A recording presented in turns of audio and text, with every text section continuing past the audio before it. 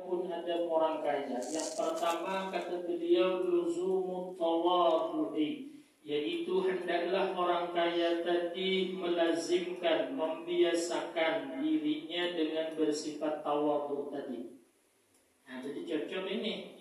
Karena iblis paling tidak senang melihat orang kaya yang tawadhu.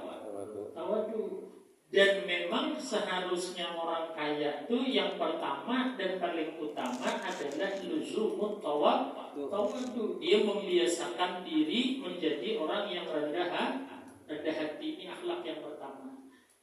Cuma lah kira-kira kalau duit aja banyak, ilmu nggak ada, bisa nggak tawadhu? Kan? Angel ya, susah. Maka harusnya kemudian sebelum jadi orang kaya itu harusnya yang dipunyai dulu apa? Ilmu. Jadi harusnya ilmu dulu punya, baru kaya. Karena kalau sudah jadi orang kaya sulit untuk menuntut ilmu. Yang ada nih kenapa sempat menuntut ilmu? Karena belum kaya. Berarti kalau kaya ada cita-cita stop menuntut ilmu ya berarti ya. Makanya nggak kaya-kaya sampai sekarang. Niatnya udah salah gitu.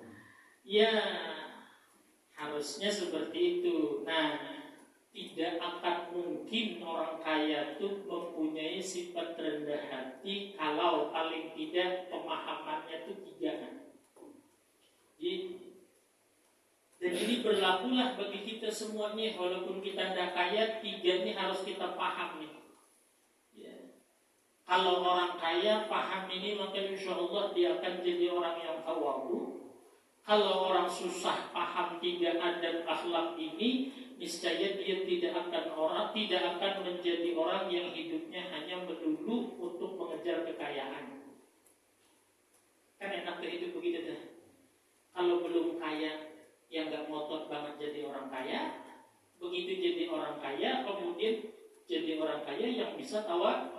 Nah kan enak lah. Yang repot itu begini, lagi belum kaya ngotot banget biar jadi kaya, begitu kaya sombong. Nah itu Masya Allah tuh. Nah jadi 3 ini minimal kita paham. Nah urusan rezeki. Yang pertama, Allah Subhanahu wa ta'ala di dalam Al-Quran berfirman, wallahu faddala ba'dakum ala ba'din fir rizq. Kata Allah, dan Allah, ingat ya, Allah pakai isim zahir namanya dalam ilmu nahwu. Wallah, dan Allah faddala, yang telah, ya, fi'il madhi, faddala yufaddilu, dan Allah yang telah melebihkan ba'dakum, akan sebahagian kalian, ala ba'din, atas sebagian yang lain, fir rizqi, dalam urusan rezeki.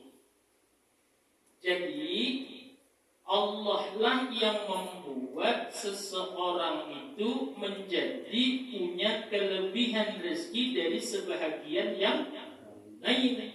Ya, bukan karena dia hebat berusaha, bukan karena dia pintar berusaha, bukan karena dia ulet berusaha lalu dia kaya. Maka yang harus dipahami pertama, kelebihan rezeki itu adalah karunia Allah kepada dia yang menjadikan dia punya rezeki lebih dari orang lain.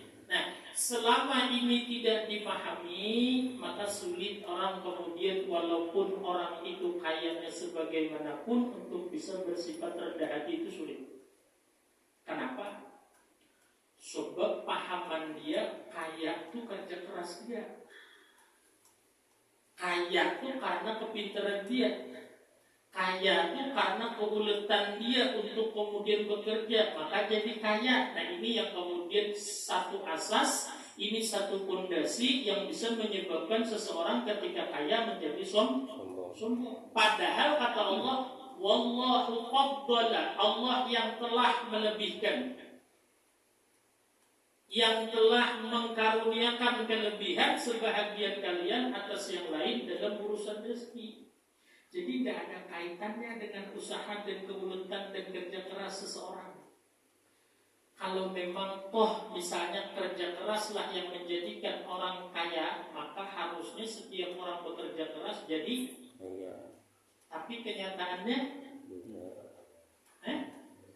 banyak gak orang yang kerja keras, lupa waktu, bahkan lupa anak istri, ya kan? Tapi masih susah.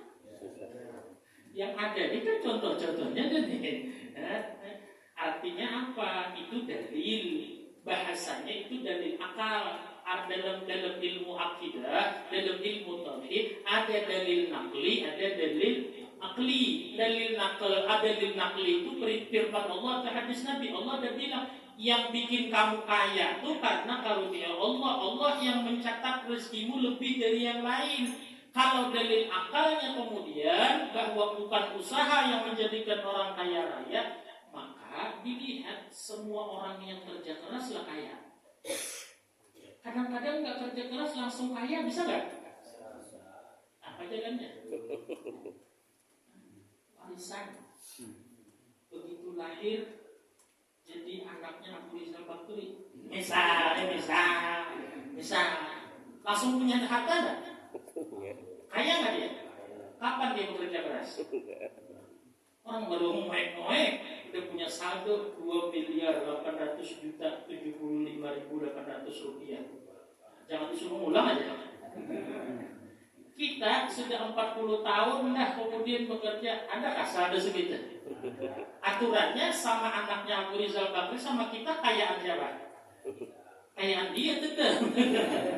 Betul. Kalau memang kerja keras yang menjadikan orang kaya, harusnya kita dulu kaya kan? Kenapa dia yang kaya? Allah masih tahu lewat fakta, artinya dalil akal. Hei orang yang punya akal, berpikir, berarti bukan kerja keras yang menjadikan kaya. Jadi orang kaya itu berpikir, bukan saya kerja keras jadi saya kaya, karena memang sudah tahu kan? Fadhala fi'il madi, Allah sudah melebihkan. Artinya sebelum kita bekerja keras sudah ada catatannya, kita tuh punya rezeki yang lebih dari orang. Jadi kan sudah ditulis loh, kemudian rezeki kita sudah ditulis, termasuk sebabnya sudah ditulis, terus kemudian dimampukan Allah kita untuk melakukan sebab itu juga sudah Allah tentukan, maka tinggal menunggu waktunya aja lagi jadi.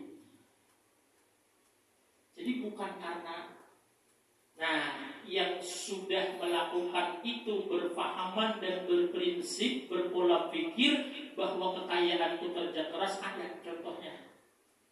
Siapa dia? Qarun. Tahu Qarun?